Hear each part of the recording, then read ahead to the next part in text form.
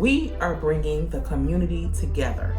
Our PAC creates events and provide opportunities for old and new residents to meet and build lifelong supportive relationships. We get to watch each other's families grow and change right here from the park.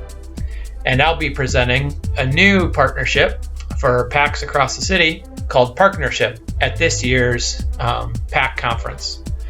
Looking forward to learning from other PACs from all across Chicago, and hope to see you there.